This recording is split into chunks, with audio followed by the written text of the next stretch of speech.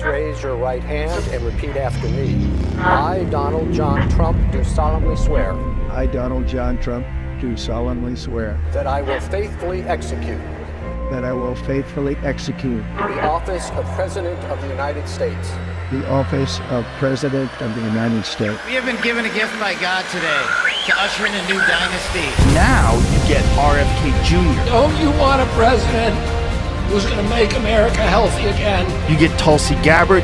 Putting our country in a continual state of war. You get Elon Musk and you get J.D. Vance. A hell of a way to start the next 4 years. The right-wing Avengers. We have an army of digital soldiers. Department of Defense under Donald Trump will achieve peace through strength. Shut down the FBI Hoover building on day one. A rescission of 78 Biden-era executive actions, executive orders, presidential memoranda, and others. The golden age of America has most definitely begun. Begin preparing the 30,000-person migrant facility at Guantanamo Bay. They're getting the dirtbags off these streets. There's one guy who can fix this shit, and it's Donald Trump. What's storm, Mr. President? You'll find out.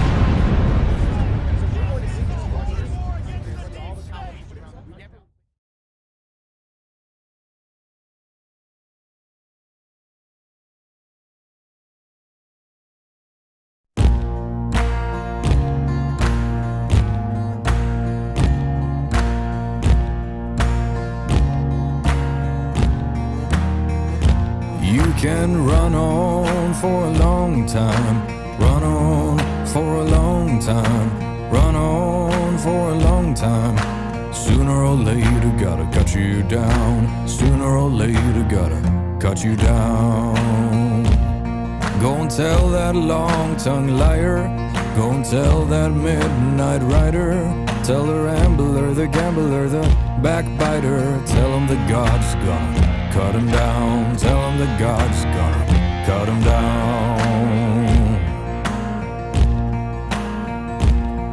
Well, my goodness gracious, let me tell you the news. My head's been wet with the midnight dew.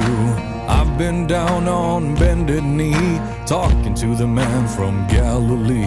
He spoke to me in a voice so sweet, I thought I heard a shuffle of angels' feet. He called my name and my heart stood still when he said, John, go do my will. Go tell that long-tongued liar, go and tell that midnight rider, tell the rambler, the gambler, the backbiter, tell him that God's gonna cut him down, tell him that God's gonna cut him down.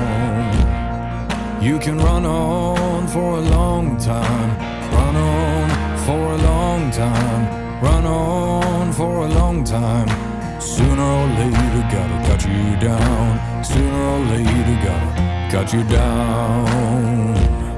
Well, you may throw your rock and hide your hand, working in the dark against your fellow man, but as sure as God made black and white, what's done in the dark will be brought to the light. You can run on for a long time, run on for a long time, run on for a long time. Sooner or later gotta cut you down, sooner or later gotta cut you down. Go tell that long-tongued liar, go and tell that midnight rider, tell the rambler, the gambler, the backbiter, tell him that God's gonna cut you down, tell him that God's gonna cut you down, tell him that God's gonna cut you down.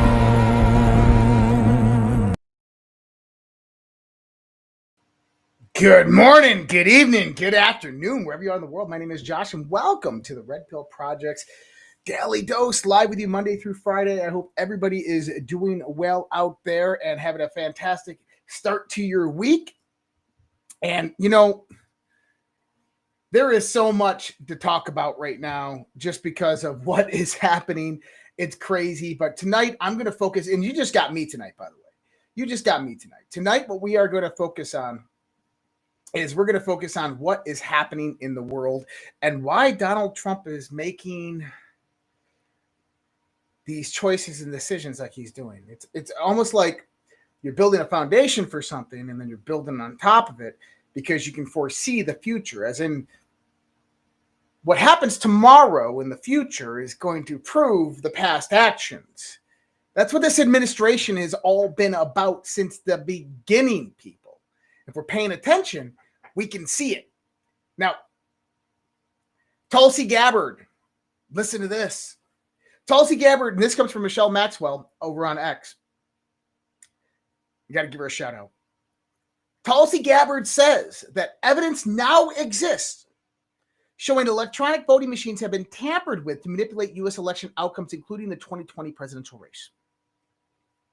The Director of National Intelligence detailed a sweeping investigation into election interference into people within the intelligence community that were holdovers from the Obama administration and others that she had plans to overthrow the government in 2020 election.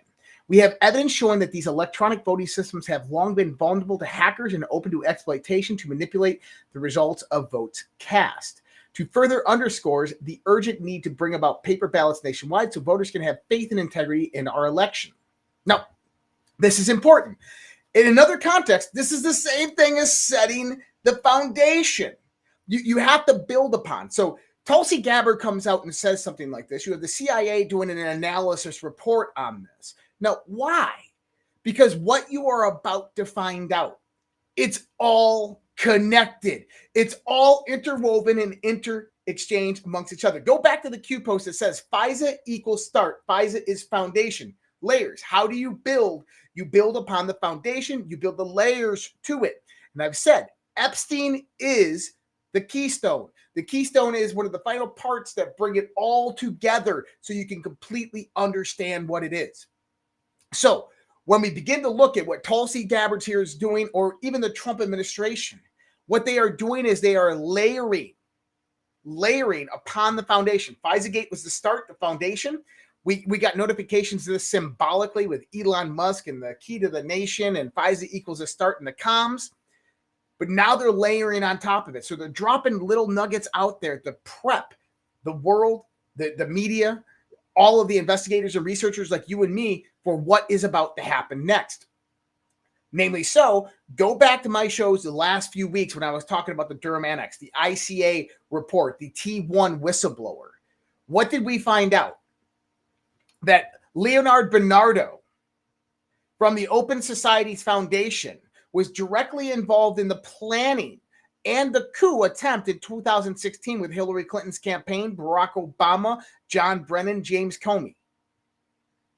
That other members of the Open Society Foundations were directly involved, that they funded this coup attempt, utilizing CrowdStrike as the mechanism to implant direct evidence into election-based server systems. Remember, he says we don't have the evidence now, but CrowdStrike will provide the media. Then we find Ukraine server, CrowdStrike, DNC. What was it used for? Spoof Russian IP addresses. Go in there and start logging into U.S. election-based servers. The T1 whistleblower who did a full intelligence community analysis on the 2016 election said that he saw that Russians were going into our networks and switches. We could see the IPs, but then they just disappear like they were given access, or we don't know what happened to them. Well, what would happen if there was a backdoor into those systems and you could easily hack them? Well, this is what that 2016 Burisma Ukraine server was all about with CrowdStrike. This is what Leonard Bernardo was talking about, that CrowdStrike will provide that media to steal the election, either for Hillary Clinton, which got shut down, or to frame Donald Trump. So we have the Open Society Foundation directly involved in this, but then it goes on.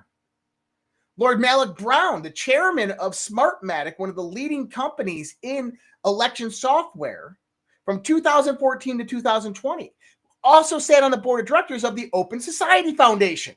You remember 2018 when all the elections we thought was going to be a red wave? And instead of a red wave, we had the majority of the states get overturned in the House assemblies. We saw the Secretary of States and Attorney Generals be directly funded by George Soros. I remember that, but we didn't know why until 2020 when it made sense and COVID hit the scene. And then once COVID hit the scene, it was about having the Secretary of States change election laws without Congress, without the state assemblies, which was unconstitutional, and then allowing the attorney generals to let it go and pass through so that the election could happen that way. Well, who was behind that? Well, we know Smartmatic and Dominion were directly associated with the election fraud in the 2020 election. We know it was a mail-in ballot scheme. We know China was involved in this. 2020, the FBI investigated the Albany field office, investigated China for going out there and creating fictitious driver's licenses and registering thousands of people to vote by producing these fake driver's licenses and then acquiring mail-in ballots. How did they know? How did China know this right before COVID-19 hit the scene? As in, this was all a coordinated effort. It's all interconnected. So if we start at FISAgate 2016, this was the coup to overthrow Donald Trump to cover up for their crimes and deception, the 16-year plan to take over the United States of America, the one world government, the new world order, right? The cover up for that stuff. But then it continued because they lost. They kept on losing systematically. So they had to go into 2018. They had to release COVID in 2020. They had to steal the election in 2020. And then they had to try it again in 2024. And now we are here. Full disclosure is about to come out. But what you have is people like DNI Tulsi Gabbard coming out, and they are laying the breadcrumbs for people to get ready for what happens next, because you're going to see subpoenas come about for members of the Open Society Foundations. You already have George Soros being subpoenaed to Congress about all of this. It is going to take down the entire infrastructure of the deep state and the globalist international cartel. And we are just getting started with all of this. We are in the mere beginnings. And the last 2 days, what did we see? An absolute bombshell come out about Adam Schiff. Little pencil neck Adam Schiff, people. So Svetlana Lakova right here, and this is the one that was framed against General Flynn. For years, I've been telling you it was Schiff and Swalwell who leaked false classified information about General Flynn and the affair with a Russian spy that the CIA falsely portrayed me as. What we find out from the documentation is that Schiff and his team were the leakers. Do you remember a 2017 Q post? Now, this kind of validates and re-solidifies the boards if people are not paying attention. The question is how does Q, at this point in time, 2017, know this? How does he know this? Blunt and direct time. Adam Schiff is a traitor to our country. Leaker, national security, evil TikTok. Hope the 7.8 million was worth it. Enjoy the show. And I bet you that 7.8 million is going to come up in conversations and release documentation somewhere here in the near future. Does the U.S. Constitution's speech and debate clause provide congressional immunity for criminal prosecution under the Espionage Act? No, it does not. Just a news breaking, Democrat whistleblower. This is a Democrat whistleblower. Told the FBI that Schiff okayed the leaking classified intel to hurt Donald Trump. Let's look at this. This is directly from the whistleblower's complaint. I'm going to pull this up on full screen. I'm going to actually have to go here, save this image. Go like this. Go like this. Pop this over here. Now we're going to switch screens once again. Pop this image up, and then we can zoom in on it. Years ago, that would have taken me a long time to do. So when working in this capacity, the whistleblower, named Redacted, was called to an all-staff meeting by Schiff. In this meeting, Schiff stated the group would leak classified information was derogatory to President of the United States, Donald J. Trump. Schiff stated the information would be used to indict President Trump. This whistleblower stated this would be illegal, and upon hearing his concerns, unnamed members of the meeting reassured this whistleblower that they would not be caught leaking classified information. This whistleblower, named Redacted, was again approached about leaking classified information in a separate meeting by unnamed individuals. He believed this activity to be unethical and treasonous, was concerned about the discussions, and as a result, reached out to contacts from his prior job and employment for guidance on where to report this experience. The discussions led this person to contact the FBI regarding his concerns. This person had several conversations with two unnamed FBI agents related to the matter, and was eventually invited to a mock grand jury hearing with the United States Department of Justice, where he was advised not to bring his attorney to this meeting. However, Redacted name invited the two FBI agents he worked with to attend this event.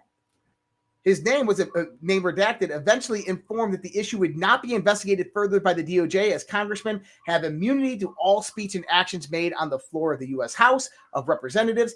So-and-so did not believe that the activity he witnessed would be protected by this legal provision.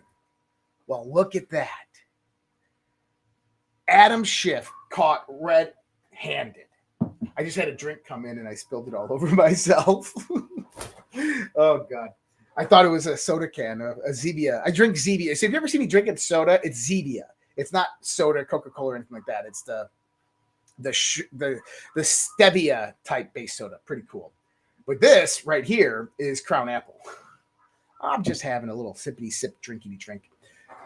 So this revelation, this is an F-302 directly from the FBI investigation into this. What does this tell you?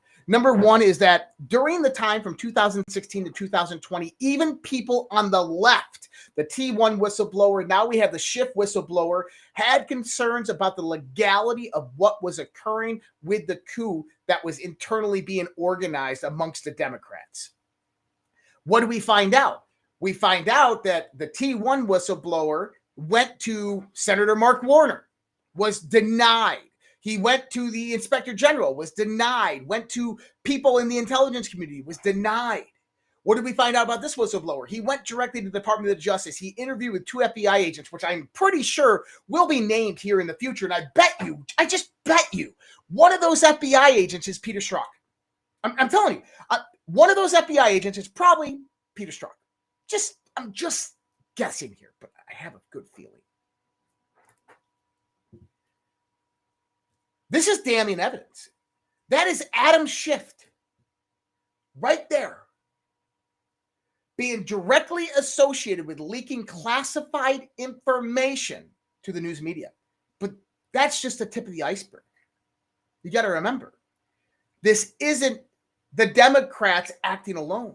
Who was the facilitator behind the Democrats? Open Society Foundations, direct associations with China. Eric Swalwell was involved in this leaking. Who's Eric Swalwell? Fang Fang, Chinese spy. Dianne Feinstein, Chinese spy.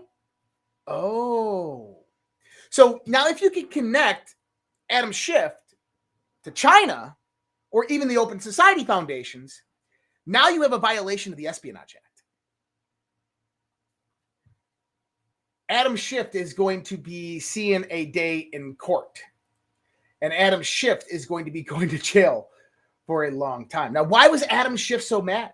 We find out from the same whistleblower that following the U.S. presidential election in November of 2016, the mood within the HPSCI was indescribable.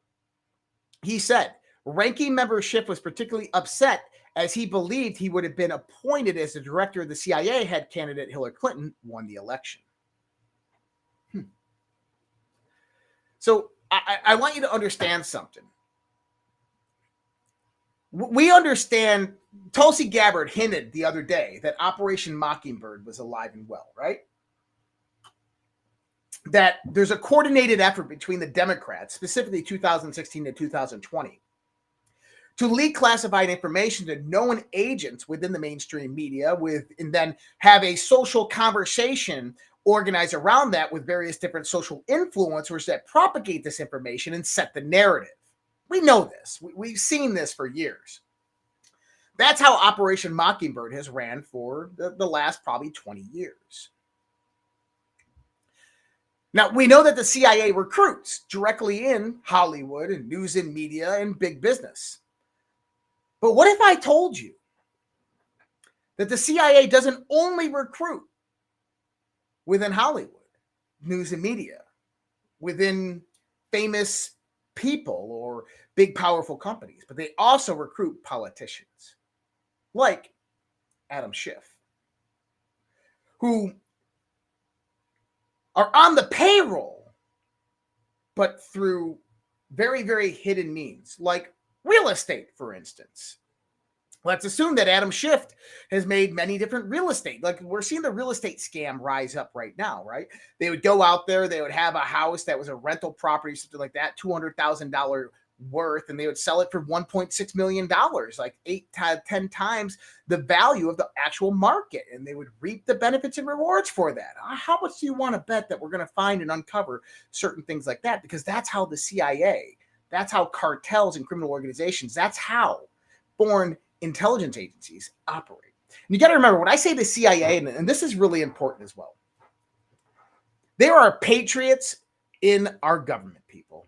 I want you to completely understand that. Right here, you're seeing a Democrat whistleblower inside the intelligence community who tried to blow the whistle in 2017 to 2020. They tried to blow the whistle, and they couldn't. That's a patriot right there. The T1 whistleblower was a Democrat. They tried to blow the whistle. They couldn't. We have patriots in our government. We have patriots in our military. We have patriots in our intelligence community. When I say CIA, we're not talking about the surface level CIA that is there to protect the rights and the freedoms of American citizens that have screwed up over the years. Don't get me wrong. But what we are talking about is a deep state intelligence apparatus that is global.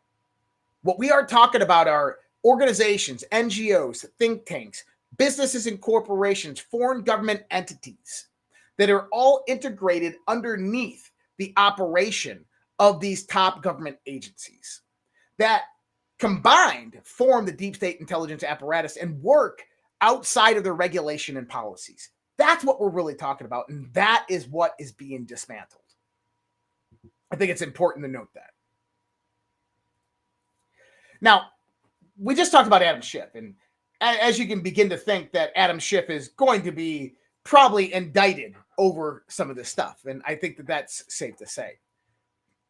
There's going to be a lot of people indicted in the coming month, week and a half, few months. Donald Trump said just the other day, in 6 months, the economy's going to boom. Why did he put that cap limit on there? Why did he say 6 months the economy's? Why didn't he say tomorrow the economy's going to boom? Because he knows. He knows that something's coming, that a storm bigger than you could ever imagine is about to hit shore. That they are about to take these investigations to the next level with indictments and arrests. And the people that are going to be arrested are going to be high-profile people. Bill and Hillary Clinton, Barack Obama, John Brennan, James Comey, Andy McCabe, Rod Rosenstein, Adam Schiff, James Clapper, George Soros. We're talking about the arrest of this entire criminal organization and network combined. Now, I've said it from the get-go. What happens when that entire system begins to collapse and they're on the verge of the arrest and they're at that most vulnerable point? They will scorch the earth before they ever give up power and control. You know this. I know this. Everybody knows this. Well, not everybody, but everybody that matters knows this.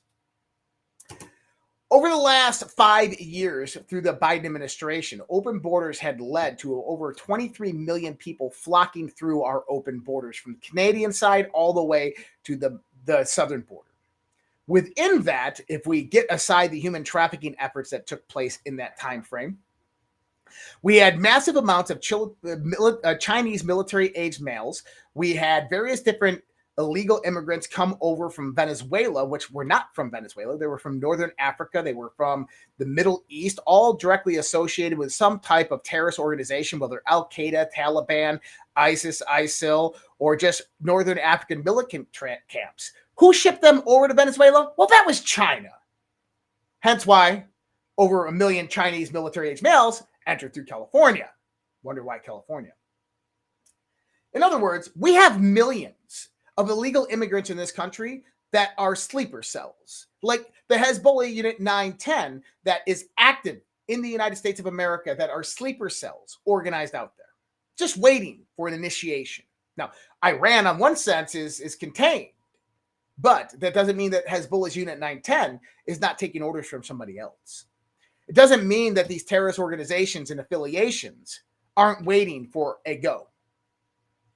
Now, with that understanding, if we start to look at what I would consider to be the firestorm, what happens when the arrests begin to occur?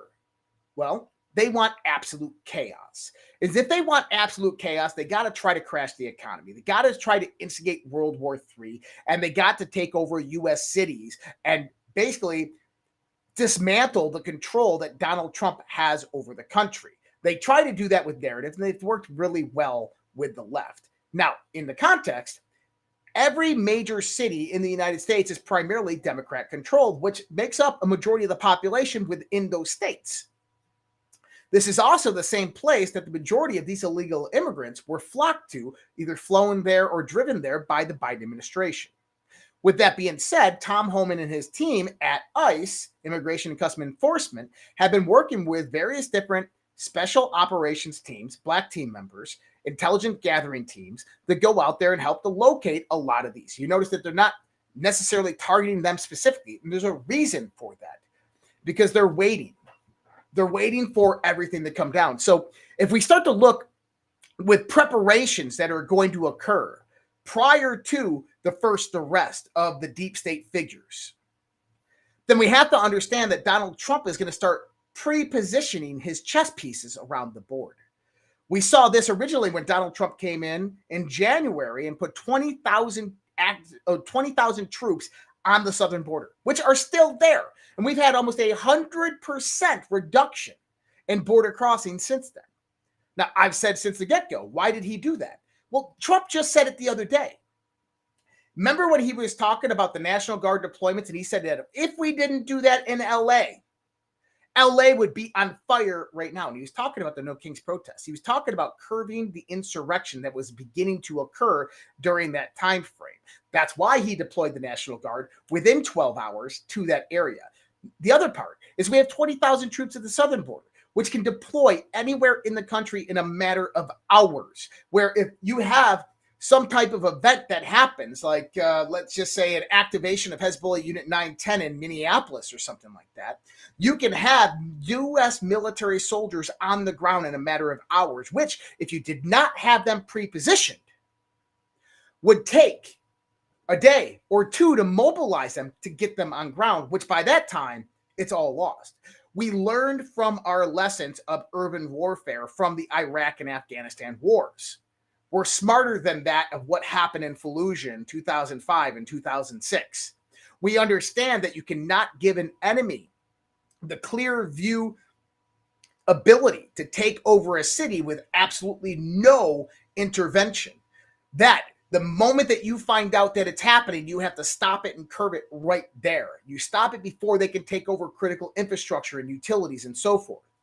This is why we have 20,000 troops at the southern border, instantly deployable anywhere in the country. But that's not enough for what's coming. What did we just see? Trump's Pentagon plans to create a domestic civil disturbance quick reaction force. Ooh.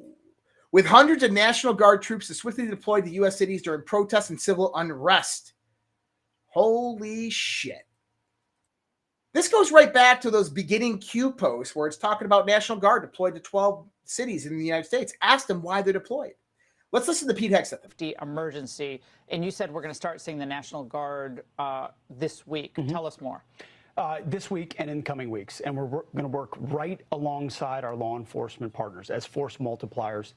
This is what the American people voted for, Laura. This is what the common sense, clarity, strength. I hadn't heard that story from President Trump before, the story he told about his father, that he told him, hey, son, if you look at the front door of a restaurant and it's dirty, then I bet the kitchen, you can count on the fact that the kitchen is too. And sat there thinking that's exactly right. If emergency, and you said we're going to start seeing So Hegseth there talking about the National Guard is going to begin getting deployed across the United States. Well, why is that? Now, we're already seeing the National Guard be deployed right now. Let me go out there. So they're already taking the streets in Washington, D.C. What the heck? I had this already up. I think I posted it on my X and I didn't bring it up, but we'll bring it up real quick.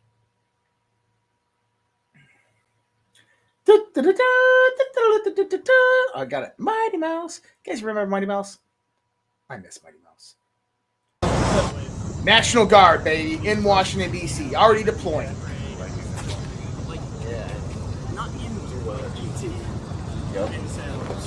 Now, why is this important? You got to reestablish law and order. And why not start in the place that it matters the most with one of the highest crime rates, Washington, D.C.? Why is this interesting? Well, let me go to this post real quick. I'm going to bring this one over. There's two posts back to back that I didn't have them back to back. Sorry, a little unorganized tonight.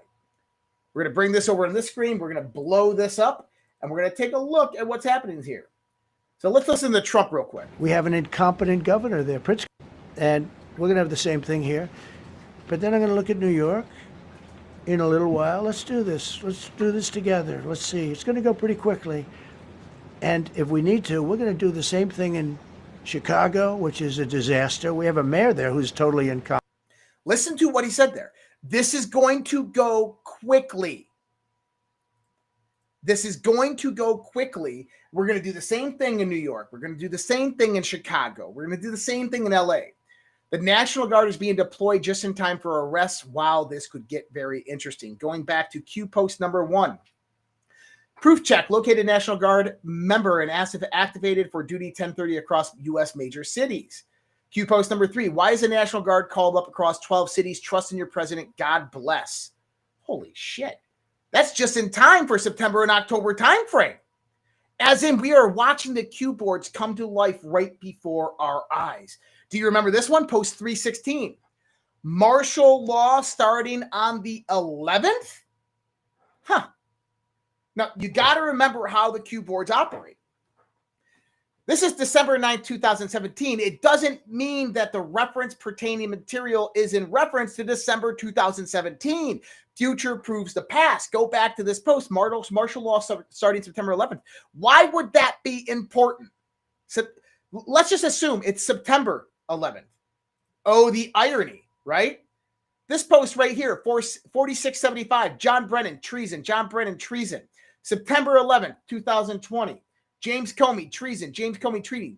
Post 4674, September 11th, 2020. Martial law, how about September 11th? Oh, the sweet irony. James Comey was FBI, or Robert Mueller was FBI director. James Comey was directly involved in the investigation of September 11th. You got to remember the chairman of the Joint Chiefs of Staff testified in front of the 9/11 Commission back in 2001 after it all happened. He was a pilot in the Air Force that was one of 2 pilots over Washington, D.C. at that point in time that was given down shoot-to-kill orders of the plane that eventually flew into the Pentagon, which he never shot it down. I wonder why.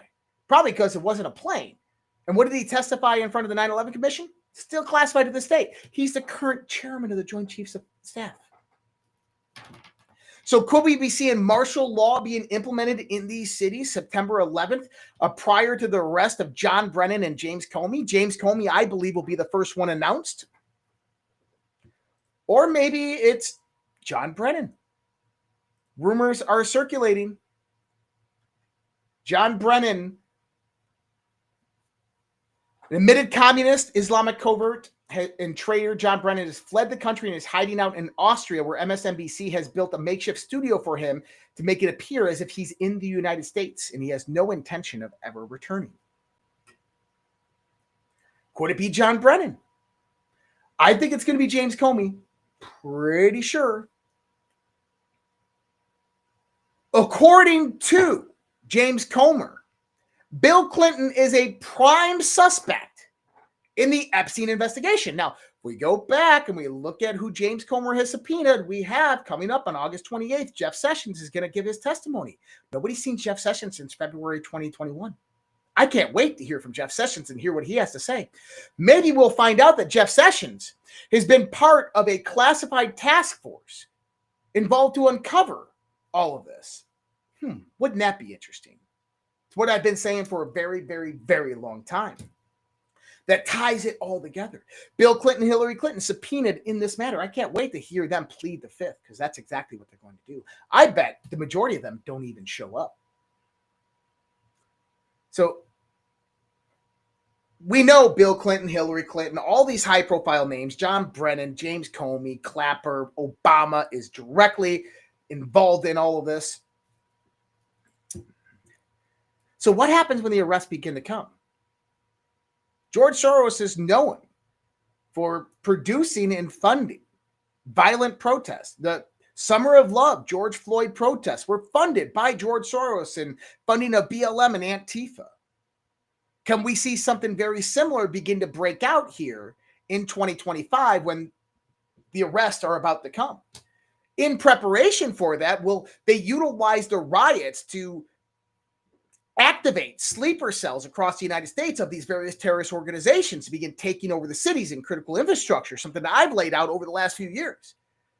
Guys, it's highly plausible, incredibly plausible. So how do you stop that from happening? So President Trump right now is laying the framework. He is laying the foundation for all of this. It says, in addition to calling in the National Guard just in the Washington, D.C., he's also putting the Metropolitan Police Department under federal control. So Trump's multi-layered strategic playbook beyond refederalizing D.C. We've talked about refederalizing D.C. and the benefits of that. So let's discuss this, because this is where it gets really, really interesting, because people are probably wondering, why is Trump focusing on the refederalization of Washington, D.C.? Why is this so important? When you go to the United States Constitution, Congress actually has authority over Washington, D.C., which is dictated to be created by the U.S. Constitution. And I had it in my notes right here. United States Constitution, Article 1, Section 8, Clause 17 gives Congress the authority to govern in D.C. Historically, Congress has delegated some local governance powers to D.C., but this delegation can be revoked.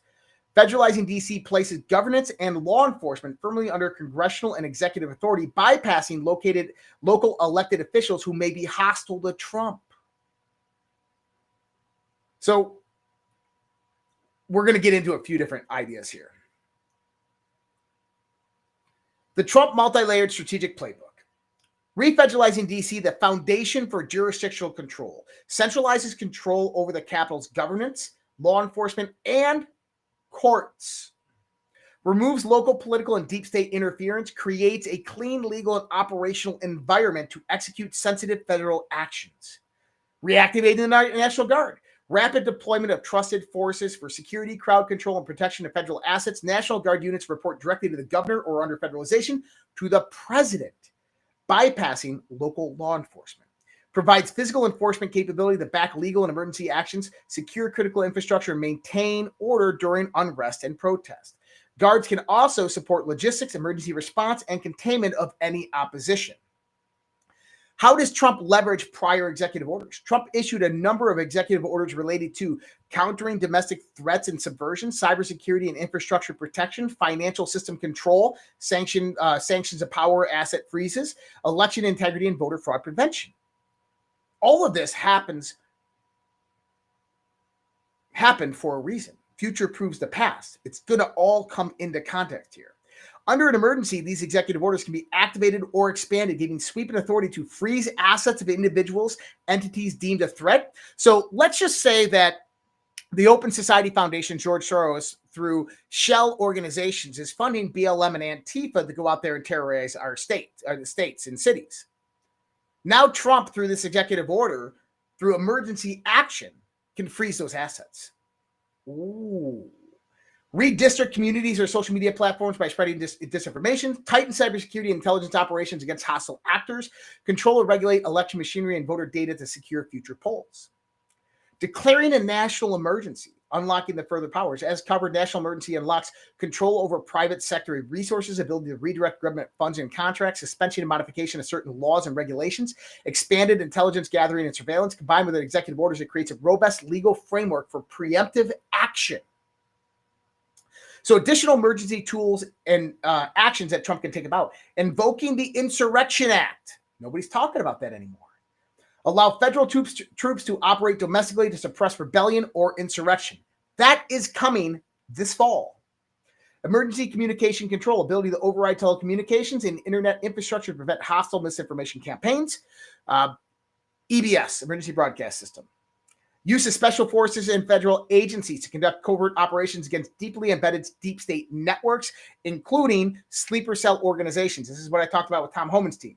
Economic control. Impose capital controls, currency management, and financial sanctions to disrupt adversaries.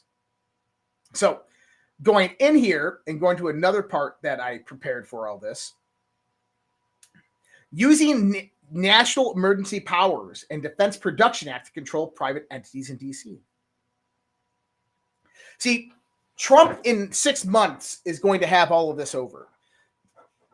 Multiple birds with one stone. You know the deep state is going to go out there and they're going to push back. There's going to be some type of firestorm type of effect. Trump right now, by activating and deploying the National Guard, eventually you're going to declare a national emergency, martial law in some context, probably in just certain cities, Insurrection Act. The National Guard will be put in place to curb this type of event. At the same time, under those emergency powers, Trump can initiate the Defense Production Act. The Defense Production Act will allow Donald Trump to go in there and secure various other quasi-federal agencies under his power and control, as well as the implementation of executive orders that allow him to seize assets of his adversaries that he knows is funding various criminal organizations, cartels, and sleeper agents and protests and riots. The one agency that I think that Donald Trump might utilize the Defense Production Act for is the Federal Reserve. You got to remember, the artificially high interest rates are there for a reason. It's to produce an economic calamity that coincides directly with civil unrest and the societal collapse that is meant to bring about by the firestorm type of event. If those interest rates come down prior to this or during and around this time and cheap money is unlocked, then it definitely eases the effect of any type of economic impact that comes about from this. And I think the Defense Production Act will be utilized for a lot of this, of taking back control over the Federal Reserve and then disbanding it altogether. CENTCOM Commander General Michael E. Coriolis has ended his tenure and handed over his position to the Deputy Admiral Brad Cooper, who has become the new commander of U.S. CENTCOM. Coriolis is one of those people that is less than 7. Now, I find this picture really, really interesting. From left to right, you have Chairman of the Joint Chiefs of Staff, right there, 4-star General Raisin Dan Kane. You have 4-star General Coriolis, Michael Coriolis, right there. And then you have Admiral Brad Cooper, all patriots to the United States of America, 2 of which are less than 10, if you understand what I'm talking about. Now, Coriolis is leaving CENTCOM, but where is he going? Well, nobody knows. He hasn't retired. Could he be one of the people to be brought in to run this operation over the next 6 months? I think so, because that is exactly his position of what he does and where his expertise and experience actually sits in place. So I think that what you're going to see is a military operation underway over the course of the next 6 months, and Coriolis most likely will be brought in to run and operate it. Now, I pointed this out the other day. Flynn is obviously working for the government in some shape, form, or capacity. With that being said, we have patriots of this country, guys, that have sacrificed so much for all of this to come together to what it is right now. You are watching the systematic destruction of the old guard. Future is proving the past over and over and over again right now. And what we are about to see is the takedown of the deep state, of the global intelligence apparatus, of the deep state intelligence apparatus, and the global criminal organization. And it's going to be systematic. It's going to be foundation built upon foundation, upon layer, deep state intelligence apparatus, global cabal. And it is happening right before your eyes. And Donald Trump says it's going to happen in 6 months or less. It's going to move fast, people. So I would recommend getting prepared, getting everything in order. Understand that the next 6 months will be incredibly bumpy. It's time to get all your ducks in the row, making sure that you and your family are secure financially and protected defensively. Now, with all of this, what can we expect? FISA is the foundation to start.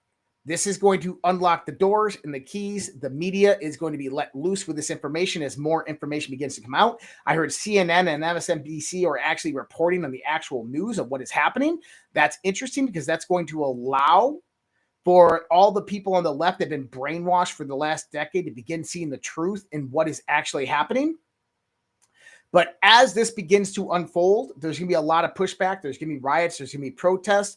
That's what the National Guard is for. Those, I think, will have a turn towards the violent, maybe not. I think that you're going to have funding mechanisms that are already in play that are being watched by our government. I think that immediately when these funding mechanisms go into play to get protesters and violent agitators out there, or other intelligence apparatuses instigated to produce sleeper cells to get activated and all that stuff, I think that's when the Trump administration intervenes with the Insurrection Act. I think that's when they start securing funding and seizing assets of these people associated directly with these organizations and these organizations themselves. And I think that it's over before you know it. And then we begin to see the association of that criminal network that expands beyond the U.S. deep state. I don't want to talk about that stuff today. We'll go into that another time. The U.S. is set to end funding for the Ukraine war business, according to Vice President J.D. Vance. Just a few days before the Putin-Trump meeting in Anchorage, Alaska, and Trump is ending all war funding directly to Ukraine. Pete Hegseth had this to say: Trump meeting Putin in Anchorage, Alaska this Friday. Let's listen to it. Nobody else could have created the conditions that lead to a meeting like this. Hasn't been there since 2015, Putin in the United States. Nope. And certainly under Joe Biden, the violence raged, the war raged, and Putin never took him serious enough to even consider a meeting. So already President Trump has changed the game. He's created the conditions for a possible negotiated settlement, which is his goal from the beginning, at a very complex battlefield. I don't think Vladimir Putin would be meeting unless he's felt that heat. And I think there's a chance. And the president's laid out the parameters, and so is Steve Witkoff and others who are in the. We're in the strength side of the peace through strength business, but on the negotiating side, there's going to be, could be land swaps. There's going to be concessions. No one's going to be happy, but if anybody can do it, it's going to be President Trump. Which is his goal from the beginning. Listen to what Hegseth says here. At a very complex battlefield. A very complex battlefield. He's meeting with Putin, right? He's not talking about Ukraine, people. He's talking about the global landscape. He's talking about looking at the world as it is and trying to capture an ally in the fight for the future. In a lot of my earlier Substacks this year, I talked about the strategic advantage of Donald Trump aligning with Vladimir Putin as an ally, because in a war with China based on AI, Europe, NATO, none of that fucking matters. Russia is the only other country that matters, and they matter most to China, because China and Russia working together against the United States could give us a run for our money or even topple us. But if Russia aligned with the U.S. and the West during those points in times of the AI silent war that's going on, China has no reason to even fire a single bullet. They are basically dead in the water. So there's a lot more at the negotiation table than just Ukraine. Ukraine is what is bringing them together. If you want to read about that, you can go to our Substack, redpillproject.substack.com. Check it out. Go subscribe. You can support us. Great. Appreciate that. But go check that out, redpillproject.substack.com. In Texas, Texas Governor Abbott sends a warning to Gavin Newsom, who is threatening to redistrict California. He says if California tries to gerrymander 5 more districts, Texas has the ability to eliminate 10 Democrats in our state. I love this. I'm glad Abbott finally came to the playing field. Now, they say that Texas is trying to gerrymander these districts, but what they are really doing is reverse gerrymandering what the Democrats already did to Texas and California and all other states. Now, one of the representatives that could lose their seat based upon what Texas is doing is Representative Jasmine Crockett. She could lose her House seat under the Texas redistricting. See how that works? It's going to happen. I guess the Senate walked out today. Pretty interesting. Now, we talk a lot about what is happening now and where things are heading, right? So we got 6 months, but then Donald Trump said the economy is going to boom. What does he mean by that? What does he know that we don't know? Well, what he knows is what I've been leading you to understand. There is a financial system, brand new, being risen up in parallel with the current economic and financial system that we have. I've looked into this deeply, and there's no other solution other than the one that we're seeing coming about right now. Donald Trump plans on dismantling central banks and the Federal Reserve. That's what the whole tariff war was all about. The Federal Reserve could be gone as early as the next few months. Right now, they are taking direct action to remove Chairman Powell. Donald Trump talked about today in a Truth post about actually suing Chairman Powell for the $3.1 billion of faulty renovations that he did to the building in D.C. With that being said, as we begin to watch what happens after the 6 months, we can start to take note that the Trump administration is dropping hints and clues all around us of what comes next. This is Dan Scavino just a few days ago. Look what he says. Abolish the IRS. That came the same day that Donald Trump fired IRS Commissioner Wong. And then took Scott Bessent, his Secretary of Treasury, and made him acting commissioner. Now, why is that interesting? Because if Donald Trump put somebody that is anti-IRS in charge of the IRS, the person would have never been confirmed. Scott Bessent is about as anti-IRS as they come. He hates it as much as you and I hate it, and he's been openly speaking about it. He wants to get rid of the federal income tax. Now he oversees the entire IRS. That's interesting. It's almost like the firing of Commissioner Wong was planned, and the implementation of Scott Bessent was made for that exact reason, because it was. We could potentially see the end of the Fed and the end of the IRS at the same exact time within the next few months. Remember that Defense Production Act thing I was talking about? Trump has the ability to make radical changes in and around this time in the context of a national emergency, especially an economic emergency. Now, what do I think is going to happen and how all of this is going to fit in together and work? Well, that's where it gets really, really, really interesting. My prediction is that Jerome Powell will probably be gone next month in September. That's when I'm thinking that this is going to begin to unfold. Now, in this context of the new financial system, let me discuss this just briefly.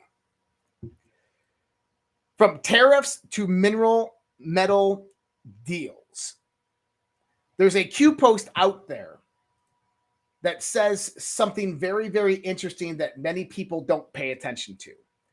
And they thought of it in direct literal context. I want you to take this into consideration with everything I'm about to tell you. This is post 2619, December 12th, 2018. Someone asked, do we have the gold? Q responds and says, yes, gold shall destroy the Fed. Now, if you're thinking that he means go out there and just buy gold and nothing but gold, you're wrong. What he's talking about there is something that we have to put together piece by piece. What we are hearing is that under the newest Genius Act, Clarity Act, and stablecoin bills that came about and signed into power by Donald Trump, is that stablecoin companies, private entities, are going to be allowed to print, to mint stablecoins, USDT, USDC, DAI, RLUSD, whatever it might be, stablecoins that can be utilized as legitimate currency, legitimate U.S. currency. But in order to do that, they're going to buy a 50-year bond issued by the U.S. Treasury directly for them that's redeemable in gold. In other words, they are going to produce digital currency, stable coins that are equivalent to the U.S. dollar, that are U.S. dollars, can be used interchangeable with U.S. dollars, that are backed upon gold. Now, not just gold, though, because you got the Sovereign Wealth Fund. You have the Strategic Bitcoin Reserve. It's going to be based upon gold and the assets contained within the Sovereign Wealth Fund. All the mineral and metal deals that are going on, all of the national assets that we have in the context of oil and gas, property, land, leases. All of this fits into that Sovereign Wealth Fund framework. In other words, you have asset-backed currencies. Now, what begins to happen when you have asset-backed currencies that are now printing your dollar? That your dollar is backed upon net worth value, intrinsic, actual, real value. Value that also is increasing in value over time. We're talking about Bitcoin. We're talking about cryptocurrencies. We're talking about the price fluctuation of various different resources. human capital and labor, artificial intelligence companies, quantum computing companies that are going to skyrocket in value that Donald Trump has brought in $15 trillion of investment for, that the United States is going to get a kickback directly into the sovereign wealth fund for. In other words, the value of the sovereign wealth fund and the asset and resource allocation of the United States of America is going to exponentially increase over the next 20 years, and at the same time issue bonds to print money for the people based upon that asset backing.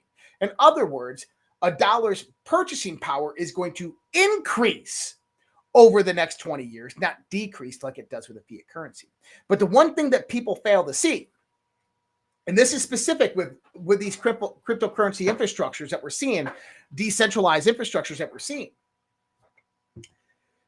is that once they're implemented, there's no need for central banks. There's no need for the Federal Reserve. There's no need for the Treasury to go out there and borrow money directly from the Fed. That you no longer have to abide by 12 USC Chapter 3. It can stay in place in law. It doesn't matter because you no longer need to go out there and borrow the money from the Federal Reserve. You got to remember the Federal Reserve specifically states it's about the aspect of borrowing the money that they'd have to go through that, but they're not borrowing money anymore on debt. They're borrowing it. They're not even borrowing. They're just simply printing it based upon their asset allocation, which that power is derived through Article 1 directed to the U.S. Congress, to the Treasury directed who could do it himself. You don't need central banks. You don't need large financial institutions to mitigate payment processing or cross-border payments or liquidity processing across the world. That is taken care of autonomously through blockchain and integration with AI systems, to where you and I become the banks that provide the liquidity for the pooling aspects of how this whole system operates. If you want an idea of what the new economic system is going to look like, imagine walking into the 7-Eleven right now with a Canadian $20 bill and trying to pay for goods over there. They're going to laugh at you. They don't know what to do. They're going to tell you to go to the bank. You're going to have to go to the bank. You're going to have to exchange that $20 Canadian bill for US dollars. They're going to give it to you an exchange rate, which is actually the Forex market. That's $1 trillion market that exchanges money back and forth, and everybody's dealing with various different profit scenarios. And hey, I'll buy your Canadian dollars at this rate, and I'll give you US dollars at this rate. That market goes away. There's no need for that market anymore, because tomorrow what happens is I walk into that same 7-Eleven, and let's say I'm a Japanese citizen. I have Japanese yen. I walk in there and I take my phone, which has nothing more than Japanese yen on a digital token, and I scan it right there, and boom, that transaction is instant and instantaneously. Cheap, effective, efficient. I go in there with the Japanese yen. I give it to the clerk. They have no idea what it is. They scan it. Boom. Automatically registers, gives them the change in American dollars. That's the world of tomorrow that we're heading towards, to where the blockchain and artificial intelligence run that financial infrastructure. In other words, there's no need for central banks. There's no need for the Federal Reserve. There's no need for predatory lending. There's no need for banks. There's no need for banks to borrow your money and give you 0.04% interest a year on it and then loan it out through a fractional reserve system. You now get to integrate into that system. You now get to use your free capital in that system as liquidity for it and earn interest on your money. Robert Kiyosaki's fourth quadrant of his triangle, your money makes money. That's where we're happy. That's what's happening. Trump saying in 6 months the economy is going to boom. That's the time frame. That's the time frame where all of this is going to be coming to reality. Stocks and crypto are going to skyrocket like you've never believed. Now, I got to throw it out there. If you're interested, Crypto Mastermind right there, thecryptofuture.com. I also do a crypto mastermind on socialredpill.com if you want to check that out. But thecryptofuture.com, you can go out there. You can schedule a one-on-one consultation with myself and actually my good friend, Sean Morgan. So Sean's schedule will be up there very, very soon. But Sean Morgan, we just released a new show, The Crypto Future. It's going to be on this platform that you're watching on probably in the next day or two. It's on our Substack right now, which you can watch it directly on our Substack, redpillproject.substack.com. As well, it's going to be on all of our other channels, and it's going to have its own channel coming out relatively soon. Primarily going to be Sean's show as well as mine, but Sean, crypto expert just as well as me. We're both doing these consultations, so if you want to get in on that, thecryptofuture.com, check that out. But guys, it's coming, and when Trump says you want to be invested in this market, within 6 months, he's not lying. Get ready, because this, we're about to see the arrest. All of this is going to go very, very fast. After this whole little stain in human history is done because of the deep state, the globalists, the cabal, all of that is done in 6 months. Then it's time to thrive. And that's where we're headed, guys. All right. I'm out of here. I'll be back with you guys tomorrow night. I appreciate all of you. I wanted to go out here and check Rumble real quick. I'm sorry, Rumble's like one of the only chats I can actually see. Guys, don't forget to give those likes up on the board. I only see 195 with over 1,000 people watching, so let's get more than 10% out there. If you guys give me those thumbs up and stay trending week after week here. And thanks for all the support out there, guys. Much love, respect. God bless. Take care. Have a great night. We'll see you tomorrow. I don't have to tell you things are bad. Everybody knows things are bad. The air is unfit to breathe, and our food is unfit to eat. I don't know what to do about the depression and the inflation. I want you to get mad. I have come here to chew bubblegum and kick ass. And I'm all out of bubblegum. People should not be afraid of their governments. Governments should be afraid of their people. The more you fuck around, the more you're going to find out. These people are still a part of that system, and that makes them our enemy. We accept the reality of the world with which we're presented. It's as simple as that. I want you to get up right now and go to the window, open it, and stick your head out and yell, I'm as mad as hell, and I'm not going to take this anymore!